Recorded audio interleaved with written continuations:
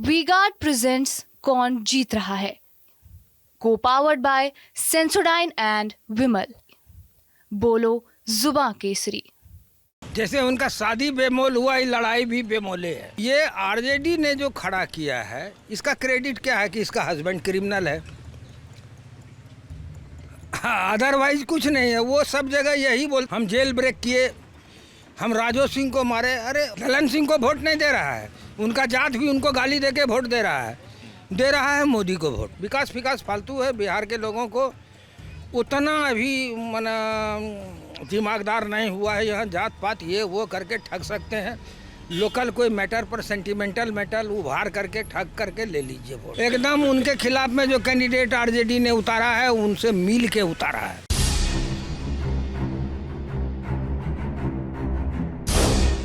ये मथनी से मथा जा रहा है सत्तू, और कई लोग यहाँ पे खड़े हुए हैं, लगातार लोग पी रहे हैं। गर्मी का एक तरीके से, गर्मियों में बिहार में इसे अमृत की तरह देखा जाता है। तो अभी हम बात करेंगे कि कैसे यहाँ का जो सत्तू है काफ़ी फेमस है। बिहार में कोई भी आए और सत्तू से अछूता रह जाए, ये एक बड़ा सवाल है।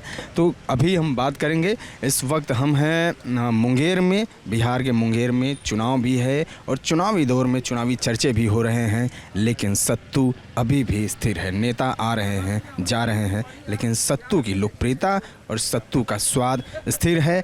हमने भी 2 से 3 गिलास सत्तू पिया, और सत्तू पीने के बाद जेरी हैं हमारे साथ, कैमरे पे हैं। जेरी ने तो एक बार में इस गिलास से 1 गिलास सत्तू पिया, फिर दोबारा पिया, और उसके बाद भैया ने कहा कि अब रात तक के लिए छुट्टी हो गई है। क्या छुट्टी हो गई है रात तक के लिए, बताइए सर। नाश्ता तो आप नहीं करेंगे सर? आप सत्तू 2 गिलास पी लिए तो हम नाश्ता नहीं करेंगे? जी सर। और पानी बार बार पियेंगे, आप बताइए? पानी तो सर पीना ही, पानी तो खोजता ही सर। कैसे बनाते हैं ज़रा इसको बताइए, कैसे क्या है? सर सत्तू है चना का, और नमक डालते हैं, प्याज है, पुदीना का चटनी है, नींबू है, सब चीज़ डाल के सर देते हैं। काला नमक, जीरा, जलजीरा है सर। मथते हैं इसको लगातार, जैसे मथ रहे हैं आप। ये मीठा सत्तू है या नमकीन है? नमकीन है सर। अच्छा, नमक आप इसमें अभी डाले हैं। ये देखिए, एकदम 1 गिलास सत्तू तैयार हो गया है। हाफ किसके लिए बना रहे हैं? हाँ, भैया बना रहे हैं, तो ठीक है। तो अभी इसमें ये नींबू डालेंगे, और नींबू डालने के बाद इसका एक अलग ही स्वाद आता है। गर्मी में थोड़ा सा पेट भी ठंडा करता है। अच्छा, एक चीज़ बताइए कि ये कब तक चलता है, किस मौसम, मतलब कि ठंडी में तो कोई नहीं पीता होगा? ठंडी में सर नहीं पीते हैं, ठंडी में पीते हैं सर, जिसका चॉइस है सर वो पीते हैं। तो आपका जो ये ठेला है, ये क्या सीजनल है सिर्फ? जी सर। मतलब 3-4 महीने, कितने महीने चलता है? 4 महीना सर। हाँ जी सर। उसके अलावा क्या करते हैं? उसके अलावा सर फिर यही बेचते हैं, सत्तू भी बेचते हैं सर, और दूसरा आइटम निकाल लेते हैं नाश्ता उस्ता का। नाश्ता में चुरमुरा वगैरह बेचते हैं क्या? जी। और क्या क्या आइटम है आपके पास यहाँ इस ठेले पर? बेल का शरबत है सर, आम का लस्सी है। आम का लस्सी है? आम का शरबत जो है, आम का शरबत है, बेल का लस्सी है, और चना का सत्तू है सर। कुछ और बताइए सत्तू के बारे में। तो सर क्या बताएं, आप ठंडा रखते हैं सर पेट को एकदम गर्मी का दिन में। जी सर। गर्मी के दिन में पेट को ठंडा रखता है, तो इसमें मिर्च। अच्छा, ये पुदीना वाला चटनी कहाँ है? पुदीना है ये चटनी। इसमें क्या क्या मिला हुआ है? पुदीना है सिर्फ पुदीना है? चलिए, तो अभी इधर देखिए सत्तू कुछ लोग पी भी रहे हैं, और पंकज सर हैं, चर्चा कर रहे हैं। सर, क्या चर्चा हो रही है चुनाव पे सत्तू पीते हुए? देखिए, हमने सत्तू पी लिया अभी थोड़ी देर पहले ही, और एक बात आपको बता सकता हूँ कि यहाँ जो लोग हैं वो सत्तू को नाश्ते के रूप में इस्तेमाल करते हैं। इसकी बड़ी खासियत है। सत्तू पीजिए, मैक्सिमम प्रोटीन गेन करिए। मेरे साथ जो शख्स खड़े हैं, अवधेश जी हैं, यहाँ के पुराने पत्रकार हैं, और ये सुबह सुबह बताते हैं कि सत्तू पी कर के ही निकलते हैं। अब इसके 2 फायदे हैं। देखिए, अगर आप सत्तू पीते हैं तो 22%, देखिए मतलब कितने जागरूक हैं, इनको यहाँ तक पता है कि कितना % प्रोटीन होता है। अभी बता रहे थे कि इतना % प्रोटीन होता है, और एक बार जब आप पी लेते हैं तो आपको बार बार पानी पीने की इच्छा होती है। अब आप समझिए, बार बार पानी पीने का मतलब यह है कि बॉडी आपका डिहाइड्रेट नहीं करेगा, और बॉडी डिहाइड्रेट नहीं करेगा तो बहुत तरह की बीमारियाँ आपको नहीं होगी। तो ये अद्भुत नेचुरल फूड है जो कि बिहार के लोग अपने जीवन चर्या में शामिल किए हुए हैं। इसलिए आप देखिए कि अभी लोग इकट्ठा हुए हैं, अभी संयोग से इन लोगों से मुलाकात हुई है। ये वरिष्ठ पत्रकार हैं, साथ में अतहर हैं, वो भी पत्रकार हैं। ये पॉलिटिकल व्यक्ति हैं, किसी पार्टी से जुड़े हुए हैं, राजनीतिक सामाजिक कार्यकर्ता हैं। और सबसे हम समझने की कोशिश कर रहे थे कि यहाँ का माहौल किस तरह का है। तो अवधेश जी, मैं आपसे ये समझना चाहूँगा, आप सत्तू का मज़ा लेते रहिए, लेकिन इस बीच आप ये बताइए कि आखिरकार मुंगेर की राजनीति किस ओर जा रही है। अनीता देवी खड़ी हैं।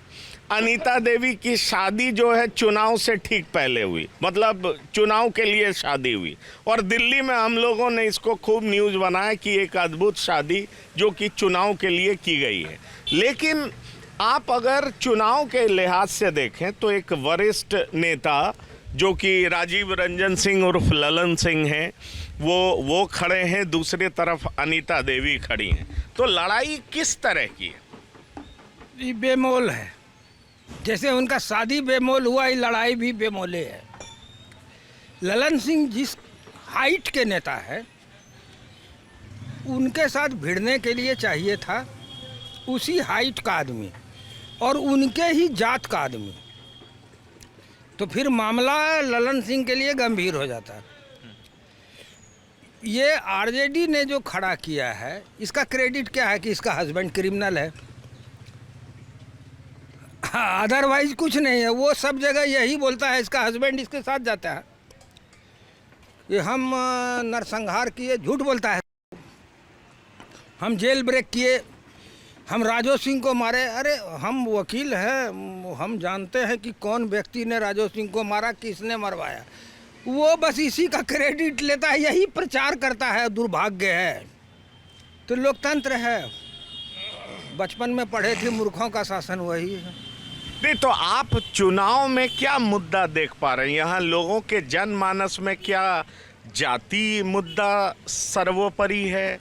लोगों के जनमानस में क्या लोकल मुद्दा सर्वोपरि है, या ये मुद्दा सर्वोपरि है मोदी की गारंटी, जो ये सब तरफ सुनाई पड़ता है, मोदी की गारंटी? यही मुद्दा है। मोदी हाँ, ललन सिंह को वोट नहीं दे रहा है, उनका जात भी उनको गाली देके वोट दे रहा है मोदी को वोट। उनका अपना कोई क्रेडिट नहीं है, एकदम टू दी फ्रैंकली हम बोल रहे हैं, उनका कोई क्रेडिट नहीं है। अब विकास ये सब प्यारे भाइयों वाली बात है। विकास तो ब्रह्मानंद मंडल किए थे, जो मुंगेर में पुल दिए, अगले इलेक्शन में यहीं का आदमी उनका जमानत जब्त करा दिया। सब विकास फालतू है। बिहार के लोगों को उतना अभी मना दिमागदार नहीं हुआ है, यहाँ जात पात ये वो करके ठग सकते हैं। लोकल कोई मैटर पर सेंटिमेंटल मैटर उभार करके ठग करके ले लीजिए वोट। विकास है ये वो सब, हिकमत से यहाँ वोट होता है। एक शब्द है हिकमत जैसे लगा लीजिए आप। तो हिकमत से वोट होता है, तो आप ये मानते हैं कि मोदी फैक्टर सभी जातियों में मौजूद है? हाँ, मोदी सब जाति में, सब जात में। हम तो बैठते हैं रिक्शा पर, खास करके इलेक्शन पीरियड में, तो रिक्शा वाले से हम बात करते हैं की हालचाल बाबू, अबरी फूले पर देवे है, चूल्हा दिल के, पैखाना दिल के, ये सब बात है। हिंदू छिके एक उन्माद भी है, मोदी का एक उन्माद भी है। 60% उन्माद, 40% विकास। विकास तो हम न समझेंगे कि उनका जियो पॉलिटिक्स क्या है, इकोनॉमी क्या है कंट्री का, इंडस्ट्रियलाइजेशन कैसा हो रहा है, डिफेंस में क्या है, वो तो हम समझेंगे ना। जनरल आदमी को तो गैस सिलेंडर, पैखाना, प्रधानमंत्री आवास वो मिल गया, खुश हो गया। अदरवाइज 60% बस हिंदू है। अच्छा, और कांग्रेस को जो है सो नाबालिग लोग से भेंट हो गया है। कोई कहता है वोट जहाज, तो उसका ध्रुवीकरण हो जाता है। कोई वोट जहाज बोल दिया, कोई कुछ बोल दिया, कोई बोला क्या कि हम सारा आरक्षण। पर हम एक चीज़ आपसे समझना चाहेंगे, अतहर आप भी आइए, आप भी पत्रकार हैं यहाँ के। एक चीज़ हम समझना चाहेंगे कि लालू प्रसाद जी ने अशोक महतो की पत्नी को यहाँ से उम्मीदवार बनाया, अशोक महतो की पत्नी को उम्मीदवार बनाने का मतलब ये था कि हम कोयरी और कुर्मी समाज में सेंधमारी कर लें। माई समीकरण जो उनका आधार वोट बैंक माना जाता है, उसको लेकर के वो कॉन्फिडेंट रहते हैं कि हम ट्रांसफ़र करा लेंगे। मुस्लिम जाएगा कहाँ, यादव जाएगा कहाँ। मैं ऐसा इसलिए कह रहा हूँ क्योंकि जहाँ तक मुस्लिम का सवाल है तो समझिए मुस्लिम की आबादी 18%, टिकट दिया 2। अशफाक करीम एक कटिहार से टिकट चाहते थे, उन्होंने एक बात कही कि अरे साहब 18% आबादी रहते हुए आप 2 टिकट दे रहे हैं जितना कि आप अपनी बेटियों को दे रहे हैं। लेकिन लालू प्रसाद तब भी कॉन्फिडेंट रहे कि ये जाएगा कहाँ, इसके पास विकल्प क्या है। अब मेरा सवाल आपसे सीधा ये है कि जो आप कह रहे हैं शौचालय योजना, प्रधानमंत्री घर योजना, जो पीएम आवास योजना की बात है, पीएम आरोग्य योजना, तमाम तरह की योजनाएं हैं जिसको लेकर के बीजेपी क्लेम करती है कि हमने इसमें कोई डिस्क्रिमिनेशन नहीं किया, कोई जाति पाति नहीं किया। क्या ये योजना मुस्लिमों के बीच में भी पॉपुलर है? क्या मुस्लिम्स इस आधार पर वोट देने का सोच रहा है क्या? 2-3% जो पढ़े लिखे कंसस हैं, अदरवाइज मोदी के नाम से भड़कते हैं, नहीं देंगे। ईमानदारी की बात। पाकिस्तान जीतता है तो पटाखा फोड़ते हैं। सोच है, जो मदरसा छाप दिमाग है वही है। समझ गए ना? 2-4% जो बहुत पढ़े लिखे इंटेलेक्चुअल हैं वो विवेक से वोट करेंगे, विवेक से करेंगे। लेकिन अदरवाइज जितना भी है वो मदरसा छाप है। यादवों में भी जो 1-2% बहुत पढ़े लिखे आदमी हैं, लालू यादव को नेता नहीं मानता है, वो वोट करेगा मोदी को। 1-2%, ज़्यादा नहीं। बोलने का तो सब बोलता है मोदी, लेकिन देगा नहीं उस समय में, क्योंकि ये है ये नहीं है, हार्ट है, सेंटिमेंट है, ये नहीं है ज़्यादा ठीक है। नहीं, पर ये हमको बताइए, मेरा सवाल ये था कि अनीता देवी को टिकट देने से क्या कोयरी और कुर्मी समाज, क्योंकि अनीता देवी मेरे ख्याल से धानुक समाज से आती हैं, अगर जो मेरी जानकारी सही है, और अशोक महतो उनके पति हैं। अशोक महतो का ब्रांड है, नाम अशोक महतो का ही है। ये पढ़ी लिखी महिला हैं, दिल्ली से आई हैं, चुनाव लड़ रही हैं। नाम भले ही अशोक महतो का है, पर क्या उस समाज का लोग किसके तरफ देख रहा है? नीतीश कुमार के तरफ देख रहा है, सम्राट चौधरी के तरफ देख रहा है, या अशोक महतो की तरफ देख रहा है, इसलिए मुंगेर में वो अनीता देवी को वोट करेगा? देखिए, प्रगति मेहता बहुत पढ़े लिखे आदमी, वो यहाँ से खड़ा हो गए हैं मुंगेर से, वो अपना आजमा लिए हैं। 3 लाख वोट आंकड़ा है, 3 लाख वोट। तो लालू जी ज़्यादा मुसलमान और ये 3 लाख देखते हुए सोच रहे हैं। लेकिन चूँकि अशोक महतो का है कि एंटी भूमिहार है, उसका भाषण उसन भी सब जगह यही होता है, हम फलना भूमिहार को काटे, फलना को किए, फलना जेल तोड़ दिए, यही बोलता है वो। क्योंकि वो जेल कट्टा है तो उसको जितना समझ है उतने न राजनीति का। वो बढ़िया बंदूक गोली का समझदारी कर लेगा, राजनीति की समझदारी में बहुत बच्चा है। और लालू जी ने जो है सो टिकट अगर यदि थोड़ा इसी जाति में किसी अच्छे आदमी को देते तो महंगा पड़ता, लेकिन वो अपना पुराना सोच पर चले आए।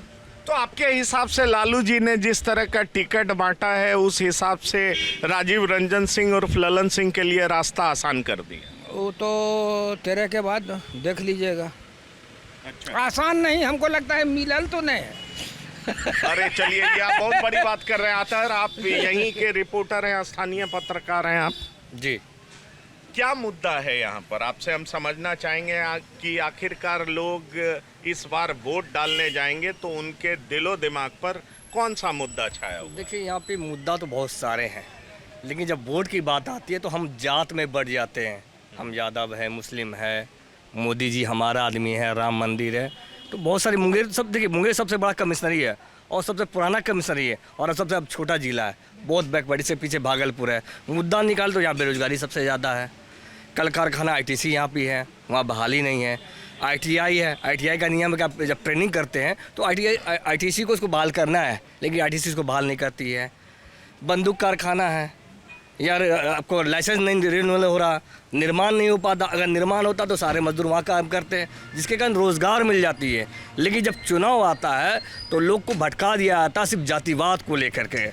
लोग को विकास चाहिए, ना कि जातिवाद। जातिवाद खाना नहीं देता है। हम विकास करेंगे या रोजगार देंगे तो खुद ऑटोमेटिक जी। लोगों के दिलो दिमाग पर क्या है? आप घूमते रहते हैं, आप चूंकि आप यहाँ के स्थानीय पत्रकार हैं, तो आप क्या पा रहे हैं? लोग जाति के आधार पर वोट कर रहे हैं या लोगों के दिमाग में कोई मुद्दा है? जैसे हम कल खगड़िया घूम रहे थे तो कई युवा ऐसे मिले जो कि कहते हैं नौकरी मतलब तेजस्वी यादव। तो क्या इस तरह का कोई इंप्रेशन यहाँ पर भी है क्या? या बहुत सारे लोग कहते हैं विकास मतलब नरेंद्र मोदी। ये दोनों पर्यायवाची शब्द हो गए। कई लोग कहते हैं नौकरी मतलब तेजस्वी यादव। जो नीतीश कुमार 17 साल में नहीं कर पाए वो तेजस्वी यादव ने 17 महीने में कर दिया। भले ही जेडीयू कहती हो कि बिना मुख्यमंत्री के कैसे ये संभव हो सकता है, पर लोगों के दिलो दिमाग में ये बात बैठ गया। हम आपसे पूछना चाह रहे हैं कि मुंगेर के लोग अशोक महतो की पत्नी, जिनका आपराधिक इतिहास है, उनकी पत्नी को लेकर के क्या सोचते हैं, या मुंगेर के लोग राजीव रंजन सिंह उर्फ ललन सिंह को लेकर के क्या सोचते हैं? देखिए, दोनों की अगर बातें करें तो ललन सिंह भी हैं। हाँ, विकास हुआ है मुंगेर में, थोड़ा सा विकास में क्या नाम है, सड़क के बिजली यही सब मिला है, रोजगार कुछ नहीं मिला है। और महतो जी आए हैं तो लोगों का कहना है कि एक बार महतो जी को भी चांस दिया जाए। जो लोगों का मानना है कि हाँ, लालू जी ने हमें नौकरी दिया, तो कुछ लोग इधर भी जा रहे हैं। लेकिन जब मोदी जी का सभा हुआ तो उन्होंने सीधा राम मंदिर को जोड़ दिया, धारा 370 को जोड़ दिया। तो उनके आने के बाद लोगों का माइंड डाइवर्ट हो चुका है कि हमको 5 किलो अनाज मिल रहा है, चाहे जो मोदी जी कुछ भी कर ले, हमें अनाज तो मिल रहा है ना।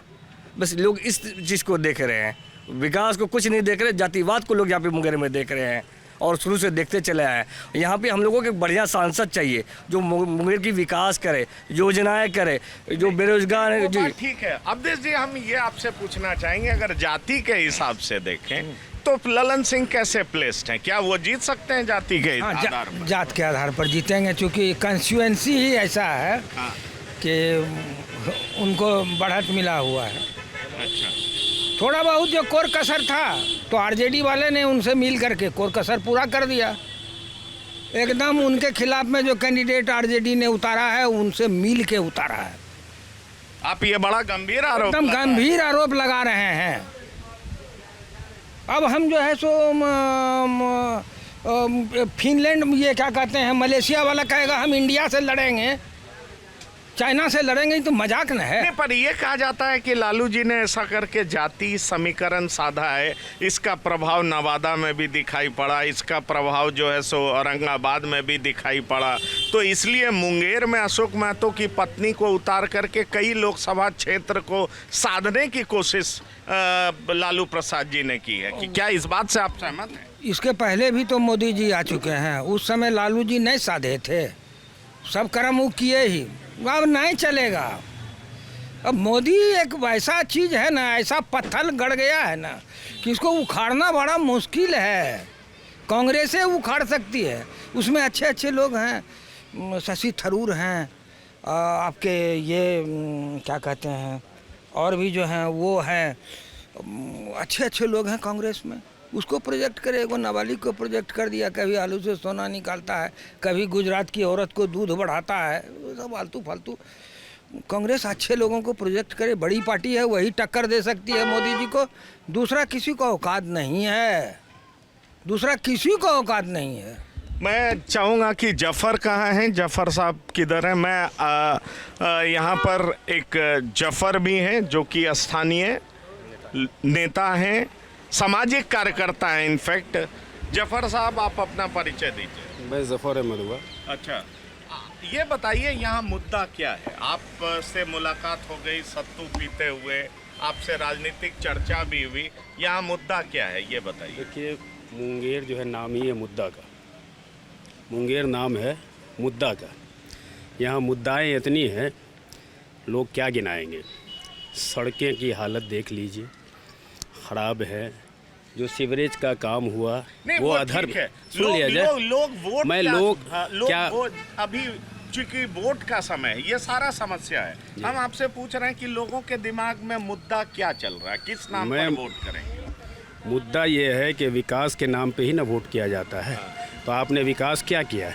5 किलो अनाज बांट के, 80% गरीबी दिखा करके, चाइना को अंदर घुसवा करके, यही विकास है आपका। जीडीपी का ग्राफ गिरा करके, यही विकास है आपका। मंदिर मस्जिद से लोगों को लड़वा करके, हिंदू मुसलमान से झगड़ा करवा के, यही विकास है। विकास कहते किसको है? विकास कहते हो कि हर घर में अंतिम पायदान तक जो लोग बैठे हुए हैं उनके अंदर सुख शांति सब कुछ आए, उसका नाम विकास है। यही विकास किए हैं आप बताएं ना।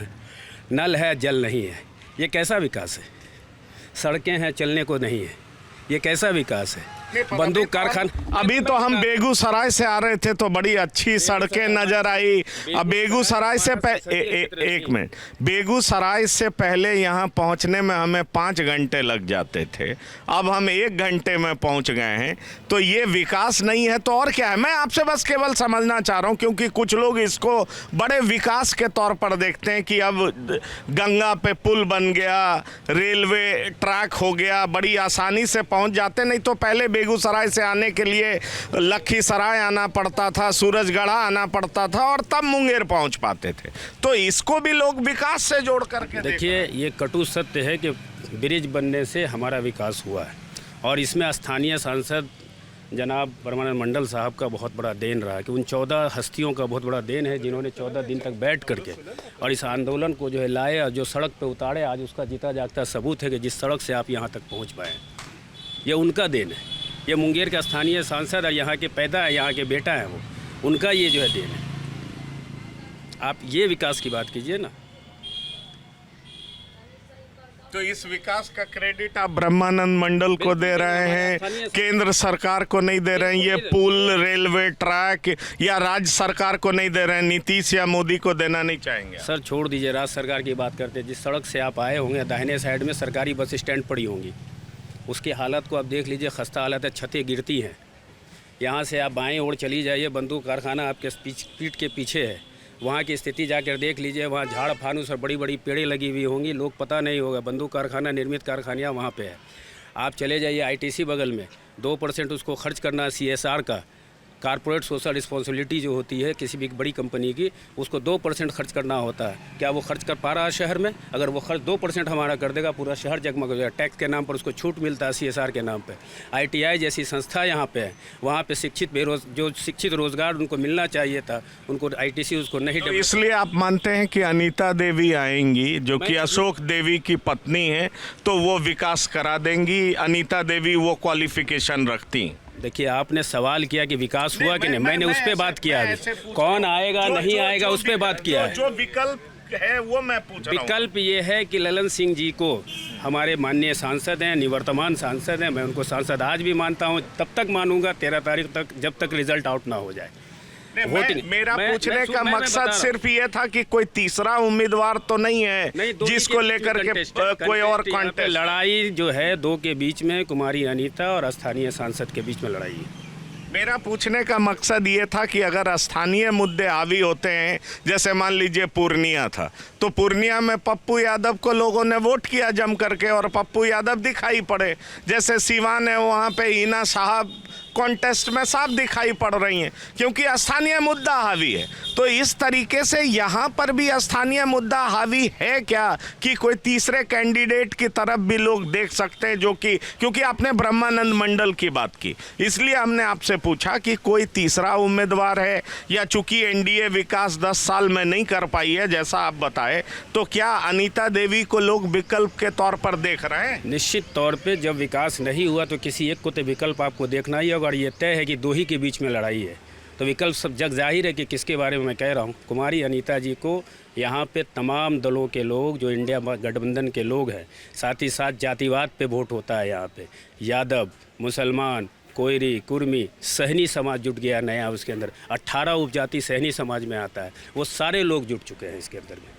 तो निश्चित तौर पे एक बड़े विकल्प के रूप में कुमारी अनीता यहाँ पे दिख रही है। अवधेश जी, ये बताइए कि साहनी समाज को लेकर के, क्योंकि जेडीयू क्लेम करती है या बीजेपी क्लेम करती है कि हमने भी साहनी, जैसे हरी साहनी को नेता बनाया है, मदन साहनी को मंत्री बनाया है, तो क्या साहनी पर एकाधिकार यहाँ पर मुकेश साहनी का दिखाई पड़ रहा है? क्या आपको लगता है कि मुकेश सहनी की वजह से सहनी की जो कई उपजातियां हैं वो एनडीए छोड़ करके इधर महागठबंधन की तरफ आ सकती है? देखिए, हम रहते हैं गोढ़ी टोला में, सहनी के मोहल्ला में ही, तो हम सारा चीज़ देखते हैं। वो लोग पढ़ा लिखा नहीं है, वो मोदी, हिंदू, राम मंदिर यही जान रहा है। ध्रुवीकरण हुआ है कस करके। यहाँ आरजेडी में न मुसलमान, ये स्थिति है। घृणा जैसे भी फैलाया हो, जिसने भी फैलाया हो, एक कॉमन घृणा हो गया है।